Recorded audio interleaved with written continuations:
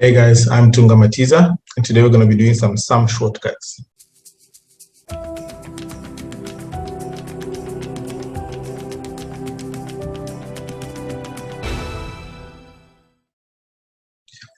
So we've got some information here, revenue for 2020 and 2021, and the assignment is just to come up with the total sales for each period.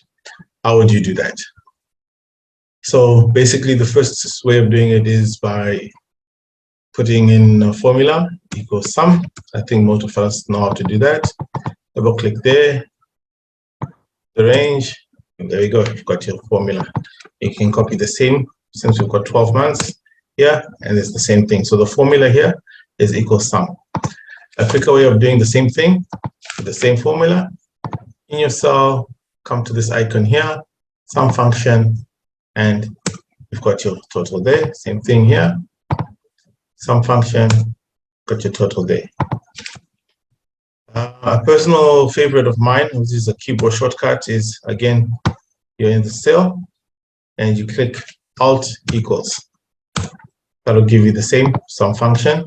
Alt equals. That'll give you the same function. Next, another way to do sums, which I think for me helps me a lot because it actually ignores errors, it ignores other text in the same column. If there's a text in the columns, is the aggregate function. Aggregate,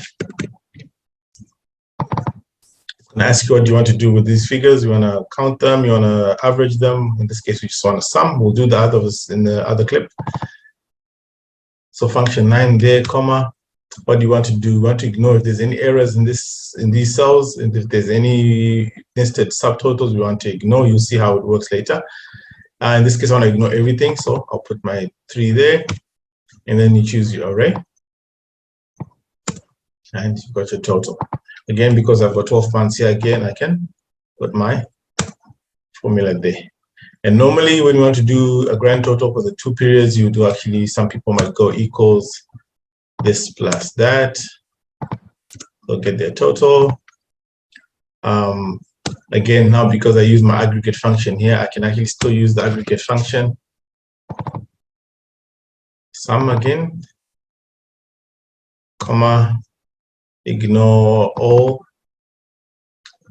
comma, select the whole array,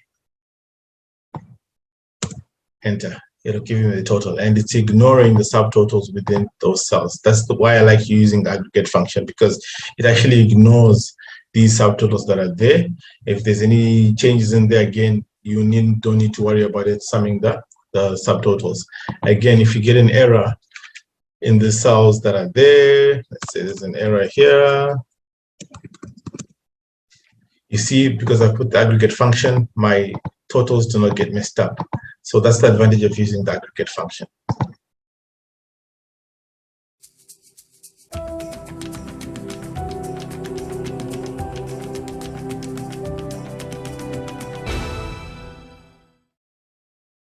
Okay, a bonus.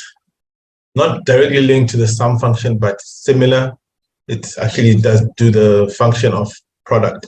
So in this case, the assignment here is to give us total sales. The manager maybe is not really concerned with the monthly total of sales. They just want to know the sales for the period of 2021. Normally, someone would come and go here, say equals this, plus that, or times that, sorry, times that, and pull down the formula. And then here, they will then put a sum. And then you get your total for the year. A quicker way of doing it is to use the sum function. Let me just delete this sum product function. So that's equals sum product. You choose your array 1, which is here. And then you choose array 2, which is here. Close your brackets if you have no more arrays. If you've got 3, 4, 5 arrays, you can still do that. It can still do the computation for you. Close brackets, and again you still get the same value here. We're just not having to go through the cumbersome effort of having to put same formula on each row here. So if you want to check that, like we did it before, this times that, pull that down, then sum that. You see it's the same thing, but the quicker way of doing it is using the sum product formula.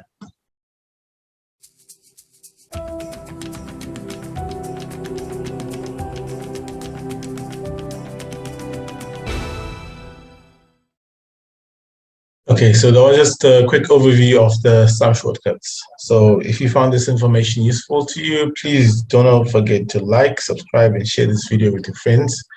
And of course, click on the notification bell to get future updates on new videos.